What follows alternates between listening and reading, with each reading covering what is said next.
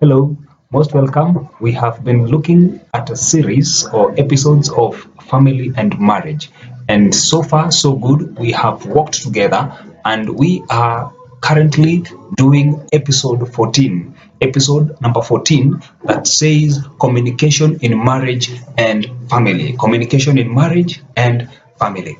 And in our today's presentation, we are going to look at part A of communication in marriage. It is a wide topic, I must say, that we cannot finish within just one presentation. So for today, or for this presentation, we are going to concentrate on marital communication patterns. Marital communication patterns. Patterns which are exhibited or shown or revealed in very many marriages and families. You can as well identify with one or two of these patterns. But let me say this, that the way families of origin communicate during conflicts, it influences the learning of children communication during their interpersonal conflict. They will employ similar communication styles within their own families as well as outside the family and in their successful social interactions. So it is important as parents, those who are already having children, you need to learn and master very well how you communicate, because in one way or the other, it's going to influence your children. Now, there are four major uh, patterns of communication. And number one, we have a pattern that is called passive communication pattern. Now, the passive approach, it adopts a submissive form of behavior in which conflict is avoided, and this then allows conflict to escalate due to issues not being addressed. Passive people often express their resentment to other people and try to enlist the support of others. That is passive communication. Number two, pattern number two is aggressive communication pattern.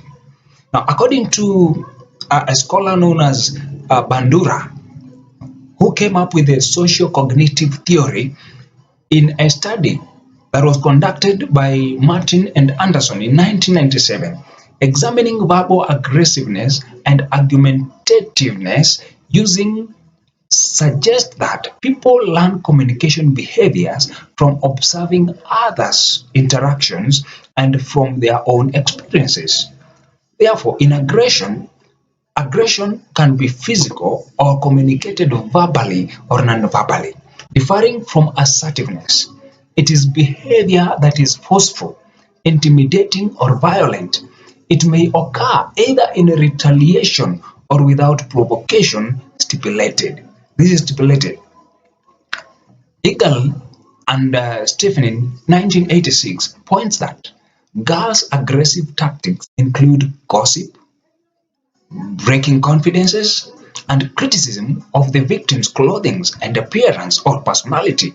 And for boys, engage in aggression that involves a direct physical or verbal aspect. This could be due to the fact that girls' frontal lobes develop earlier than boys, allowing them to self-restrain. Number three, pattern number three is passive aggressive communication pattern. It is a style in which individuals appear passive on the surface but are really acting out of anger in subtle, indirect, or behind the scene. People who develop a pattern of passive aggressive communication usually feel powerless, struck, and resentful. In other words, they feel incapable of dealing directly with the object of their resentment. Passive aggressive communicators will frequently murmur to themselves rather than provoke the person, or struggling to acknowledge their anger, use nonverbal languages that doers not equal how they feel.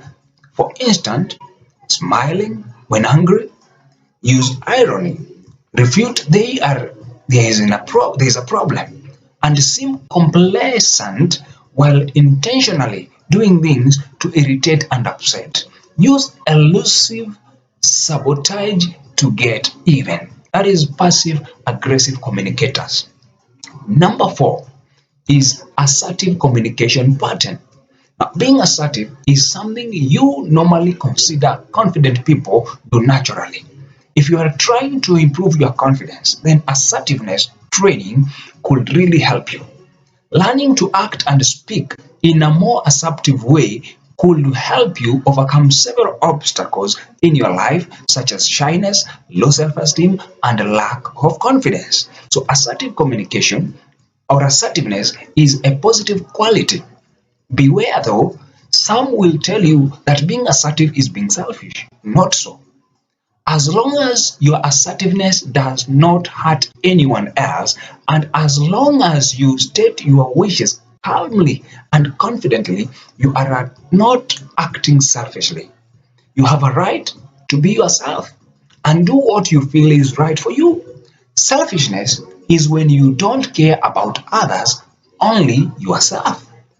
What being assertive is all about is respect for yourself, and this will also reflect outward as you begin to respect others as having equal rights as you. Having said that, in the next episode or in the next part B of episode 14, we are going to look at why being assertive is important. Why is it important to be assertive? Having said that, may the good Lord bless you as you master the communication patterns in your marriage and in your relationship. But remember one thing that I said, that the way you communicate currently in your family will influence in one way or the other your children. It could be parents are solving issues to do with their children's families simply because they learned the way they are communicating from your parents. Therefore, watch and come up with a good way of communicating. And of course, that way is being assertive communication pattern. God bless you. In case you have missed any other presentation, because we are doing episode 14, I have put a link under the description of this particular uh, presentation that will help you to get all the other presentations, or you can also visit my YouTube channel, which I've put under this description, so that you can be able to be blessed with all the other presentations. See you in our next presentation. God bless you.